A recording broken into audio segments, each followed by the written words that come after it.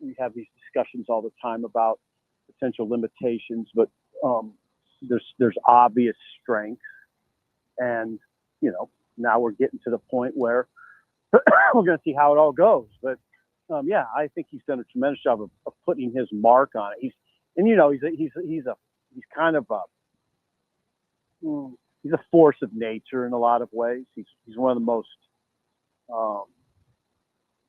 he's one of the most forceful personalities we've had in that office, I think, and it's kind of shown so far. So when you're all right, so we know about the tweet and kind of, he kind of took his shot. ESPN was, he felt a little out of pocket. When you're looking at the external kind of what's said versus internal, how they feel about this football team, how connected do you think those two things are? The external manner. What we're hearing out loud outside the program, how connected do you feel it is to how they feel about this football team internally? Ooh, that's a good question. I think they Thank you. pretty. Yeah, it is. I think they jibe pretty well. I think I guess the best way I can put it, my interpretation of what I've seen all summer is this sort of quiet confidence. It's sort of quiet, and I think they want it to be. I don't think they want a lot of chirping. There's a lot of chirping that goes on this time of year. It can, and I don't hear it from Nebraska. I don't hear it from the coaches. I just think that they feel like they have something, but they don't want everybody to know about it. It feels like that sometimes to me. Like they got some things over there that they're sort of ready to unleash, but they don't need to talk. I think the feeling is we don't need to talk about it. We have a big time quarterback. We have some big time receivers. We have this offensive line now that probably looks like it should. It's probably long time coming the way it's going to look, but it's here. We have some extreme athleticism on defense, but we don't have to talk about it. I mean, let's just let it. Let's just kind of unleash it in late August and let people judge for themselves. So, Sip, one of the things that you mentioned, they think they've got a great quarterback, and obviously, I think a lot of us agree there. I know that they want to kind of keep it quiet. Have you felt any frustration about seeing other guys in similar positions or with even fewer reps than Dylan get the benefit of the doubt? I'm thinking mostly of like a DJ Lagway and an Arch Manning, or even like a Dante Moore within the same conference where, people are talking about Dante Moore as a Heisman finalist. I get they expect Oregon to be good. That's fine. But that dude was pretty pedestrian at UCLA 2 years ago. We didn't really see him last year. Like, do you get any sense of like why certain guys are getting the benefit of the doubt where Dylan, who had good moments last year and actually played a full season, unlike a lot of these guys, like is not getting that same sort of grace? Well, as far as like Dante Moore goes, if you put Dylan at Oregon, the conversation would be different. For one thing, his numbers would probably be better. I mean, what's around it? A lot of that's just what's around the guy. Now, I don't know if you could say that. You couldn't really say that about DJ Lagway as much. Lagway's numbers were a bit better. I think Lagway runs it, so there's that element with Lagway. Benefit of the doubt. Some of those guys get it because they didn't go through a rough patch like Dylan did. Dylan in the last 8 games had 4 touchdown passes versus 9 picks. That's a bona fide rough patch. Dana Holgerson he told me the other day that, and I hadn't really heard it verbalized like this, but Holgerson said when he came in early November, Dylan had hit a wall. And they had to get him. They had to kind of push him to the finish line. I don't think you're not really saying that kind of narrative isn't attached to DJ Lagway. It's not attached to some of those guys. So no, I actually do. Like Mateer or Mendoza, or yeah, I don't think those guys hit a wall as much. Dylan did hit it a little bit. I think it's great for him, and I think Dylan, the fact that I didn't really perceive it that way, I think it's a credit to Dylan and his poise and the way he just, conducts himself on game day, and press conference day, and just otherwise. Dylan, what I'm suggesting is sometimes you can tell when a guy's going through it. Mm-hmm. You can see it in his body language. You can see it in the way he talks and what he says. Dylan, you couldn't tell really outwardly. So when Dana said that to me a couple weeks ago, now even though Dana said he said he had talked about it before. I didn't remember him talking about it, but it kind of got my attention. Like, okay, Dylan hit a wall, huh. But I don't see it as a negative.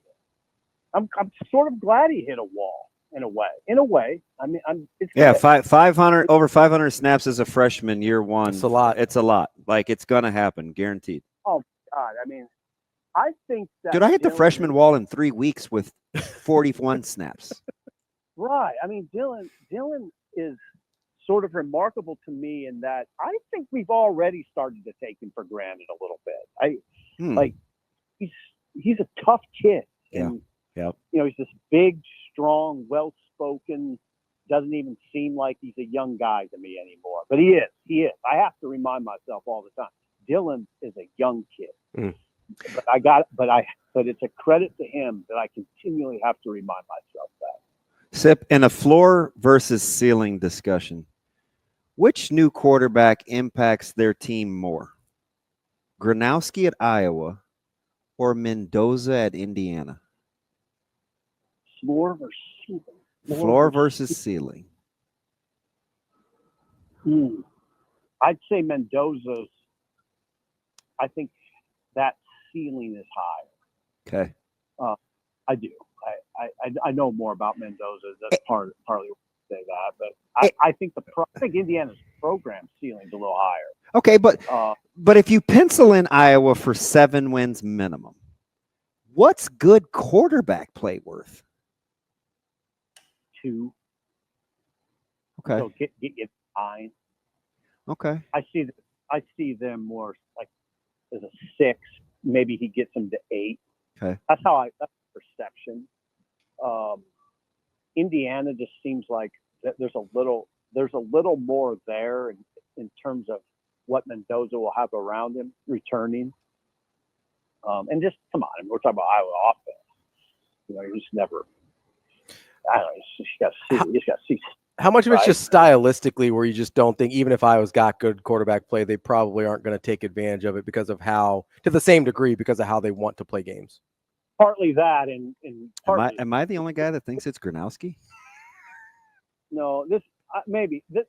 I give Cignetti a lot of. I don't really like Cignetti. I think he talks way too much. But I give him a lot of. I do.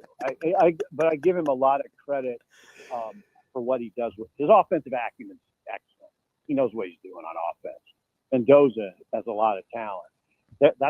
Now, it'll be formidable, but those first 3 Big Ten games they have are really formidable. I mean, it's really a tough. Illinois out of the gate in Indiana. I'm going off the top of my head, and then they go to Iowa, and I think they go to Oregon. I think that's what it is. The first 3 games are really hard, and now I want to see what that looks like. Sip, if we're going to talk about continued development, which both rooms have shown, although one of the rooms has a new voice from a development standpoint, are you more confident in the defensive line room or the running backs room? Oh God, no, you guys do a good job here. Sip, that's why you like us. Yeah, that's a great. Am I more? I'd have to say running back. And it's really because they do have it seems like they have a defined number 1. Who sort of the bell cow is, at least. I can't really say that with the defensive line. I do think they have some pieces.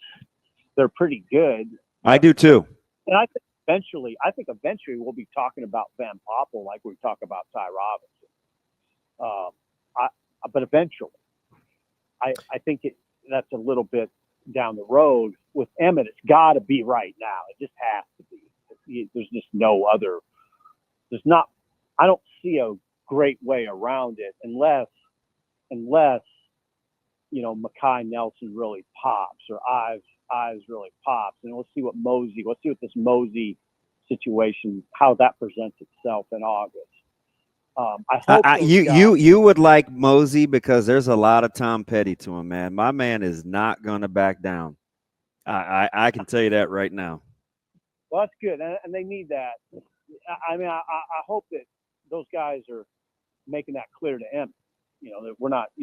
Everybody else is handing you the job, but we're not. Nobody's handing it to you. We're coming for you. That's what I hope. I mean, I hope it's like it when you were playing running back. You should assume starters. I mean, they're coming for you guys all the time. Oh yeah, all the time, every day. That's what I hope. I hope that Emmett feels that. I hope they make him feel that. I hope they're making him feel it right now, because they need it. That has to. You can't have Emmett walking around thinking he's arrived. Yep. Because he doesn't have the numbers. He doesn't have the numbers to suggest he has arrived. Yep. So there's got to be a lot left there. Sip, if we take away knowing who the clear number one is, which room do you like just in terms of the talent level? Like, hey, I like the guys in this room versus I like the guys in this room. I get we know the most about Emmett Johnson. So you're talking about like Makai, Ives, Mosey, Booth, Jamarian Parker versus Keona, Sua, Judy, Van Poppel, Inmanari. I'll even put in, if you want to put some of the edges in, if you want to put like McCullough in there and some of those rushers as well. Like, which talent group do you like better? Talent better on the D-line. Some of it's just young. In McCullough's case, I wouldn't call him unproven. He's got some numbers at other places, but the role's going to be different. Yeah, he's going to have to stop the run first. Ooh, yeah. Well, let's see what that looks like. Unless they use him situationally, but Jackson, this defense kind of have to do. You got to stop the run, man. We undersold MJ Sherman and some of those guys, man. MJ was good at the point of attack. Oh, I never undersold him. I loved him. I loved that big body. He was a tough, big body dude. Great against the run because of the way he played. McGahee, I think, can be that. I think you guys are a little more in that sort of discussion of depth than me, but I think McGahee's got that sort of body and sort of will. I do think we'll like their attitude. I think you'll like the Ochoas, the McGahees, the Shavers. I mean, Shavers is going to be because they're not like on the field, just not super cool guys to be around. Mean-spirited, which I think we like. Yeah. So to answer your question, Ravi, I know my initial answer. I mean, I kind of playing both sides here, but I do like the talent up front. Just so much of it is young and relatively unproven. What are you getting from Winair? What do you get? Yeah. I mean, I think Winair's a guy that has a ton of talent, but you got to see it. And I hope August is good for it. I just hope in August everything kind of starts to turn. I love what we've seen from Lenhart.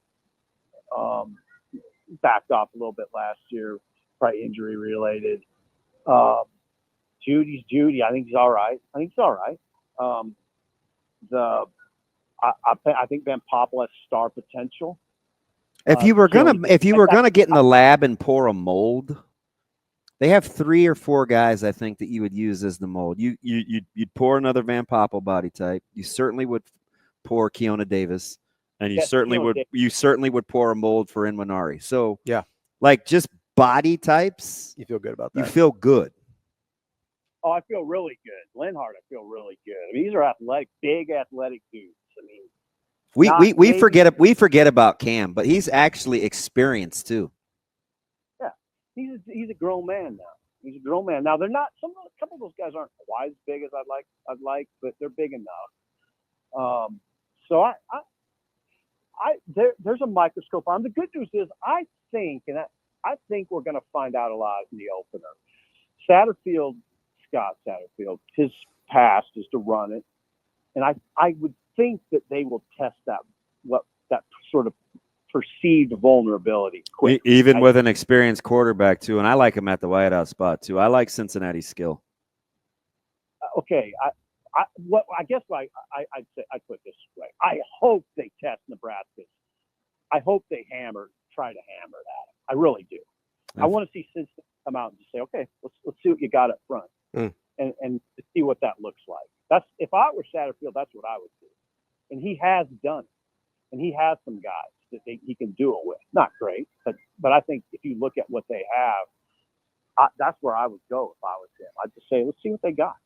Sip, unfortunately, I know you got another show to do. I'm going to get you out here on this because I penciled him in right away, and I'm not saying I'm going to be right, but Latovsky going to Vegas didn't surprise me at all, but it seemed like it surprised some other people. Is it more the role he'll play or just that he's going? Because quietly, he's coming off a really good season. Isn't it interesting? Yeah, Latovsky being included shows you where he's come as a player, but also just overall. He was a kind of stay in the background guy when he got here. Yep. He didn't have that kind of forceful personality. But he always had that forceful frame. I remember meeting him. My God. Do you remember him in the benching demo? Like that dude is explosive. If he gets his hand on you in the old market in a scuffle, good night. It's over. His hands are real. I mean, that's so now. Okay, when I saw his name, I thought, okay, that makes sense. I get where people were coming from though, because Latovsky's not the guy we always talk about first. What I wonder about Latovsky is he playing right tackle, or are they going to play him inside? It sounds like Sean's got me pretty convinced they got him inside. I had thought earlier. Sean, why would you listen to him, Sip? Why not just ask me? he talks to people, and I thought, but I thought maybe Latovsky might be a right tackle. Mm-hmm. So we'll see. I don't know. We'll see on all that.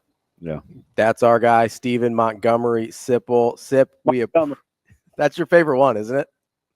I love it. Sip, the next time I see you will be in Vegas, and if you're having a margarita, not just a plain tequila, and you get fish at a steakhouse, you're gonna really put our friendship in jeopardy. Come on, that should do it. All right. Tilapia on you then, Sip. It's all right, Sip. Okay. I put our friendship in jeopardy every morning, and we're still here.